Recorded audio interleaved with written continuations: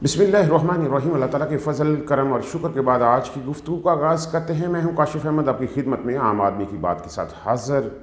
पाकिस्तान में इस वक्त ये मसला नहीं है कि महंगाई कितनी है, गैस की कीमतें बढ़ गई हैं, बिजली की कीमतें कितनी बढ़ गई हैं, आम ज़िंदगी गुजारने की ज़रूरियात जो है इंसान की पहुंच से कितनी दूर हो गई हैं। आम पाकिस्तानी के इस वक्त मसाइल क्या हैं, ये पाकिस्तान के मसले नहीं हैं। पाकिस्तान के इस वक्त मसले ये हैं कि पाकिस्तान के इलेक्शन में एक मकबूल तरीन जमात तहरीक इंसाफ को बाहर कैसे रखना है, उसे बल्ले का निशान क्यों नहीं देना। सब इस वक्त इस काम के ऊपर लगे हुए हैं कि किस तरह पाकिस्तान में होने वाले इलेक्शन में से पाकिस्तान की सबसे बड़ी जमात को बाहर रखा जा सकता है। सुप्रीम कोर्ट में कल से जो कुछ हो रहा है वो आम के सामने है। इसमें कोई शक नहीं है कि इस वक्त अदारे अपनी पूरी कोशिश में है कि किसी तरह तहरीक इंसाफ को इन इलेक्शन से बाहर रखा जा सके, लेकिन इस काम में बड़ा किरदार जो है तहरीक इंसाफ का अपना भी है।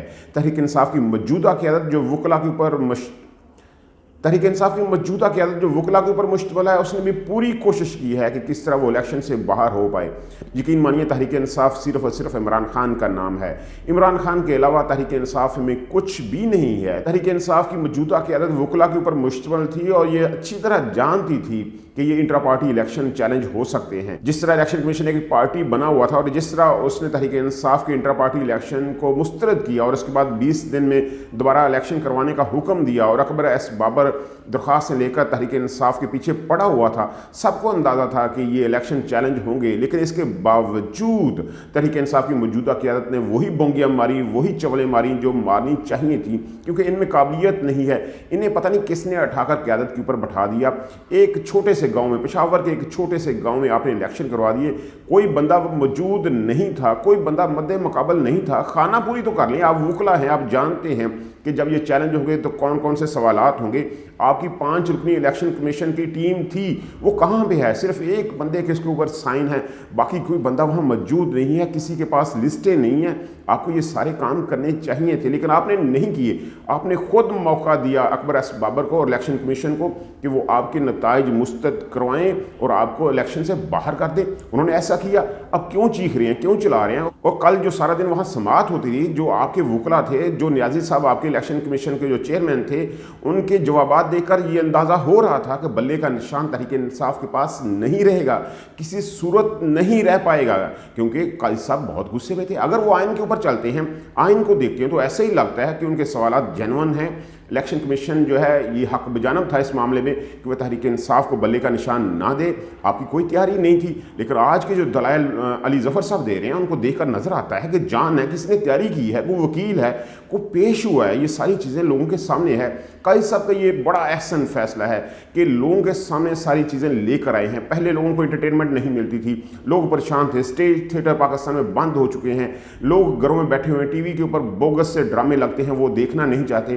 काजी साहब ने एक बहुत अच्छा फैसला किया और पाकिस्तानी कौम को इन हालात में, इन मुश्किल हालात में एंटरटेनमेंट की एक नई जो है शक्ल दे दी।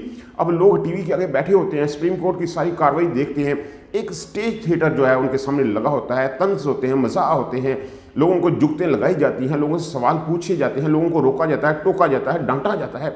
लोग बड़े एंजॉय करते हैं कि यार बड़ा अच्छा प्रोग्राम है। और आज भी ये प्रोग्राम चल रहा है। अली ज़फ़र बहुत अच्छे दलाइल दे रहे हैं, टू दी पॉइंट दलाइल दे रहे हैं, और इन दलाइल को देखकर लगता है कि मामला ठीक होने जा रहे हैं। जब दलाइल अच्छे होंगे तो जज को क्या ज़रूरत है बोलने की? आज का सब खामोश बैठे हुए हैं, सारी चीज़ें सुन रहे हैं। अली ज़फ़र कहते हैं कि इलेक्शन कमीशन के पास अख्तियार नहीं था किसी भी पार्टी का निशान छीनने का, उसके पास अख्तियार नहीं है किसी भी पार्टी के इंट्रा पार्टी इलेक्शन में देखने का, झांकने का। ये सारी चीज़ें बदनीति उसकी ज़ाहिर करती हैं।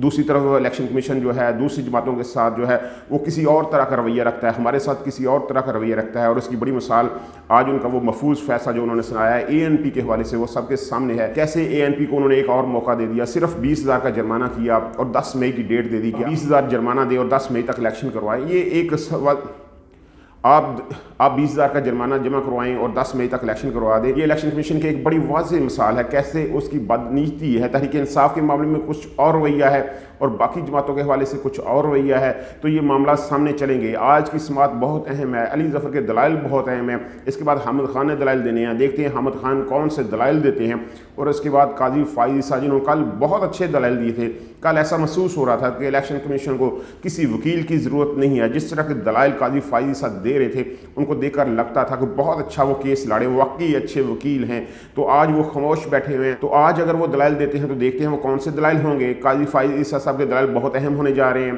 حامد خان کے دلائل بہت اہم ہیں، دیکھتے ہیں آج فیصلہ کیا ہوگا، کیونکہ آج فیصلہ ہو جانا ہے کہ تحریک انصاف کے پاس بلہ رہے گا یا نہیں رہے گا، اور اگر تحریک انصاف کے پاس بلہ رہے گا تو نون لیگ کے پاس حکومت نہیں آئے گی، اس میں کوئی شک نہیں ہے۔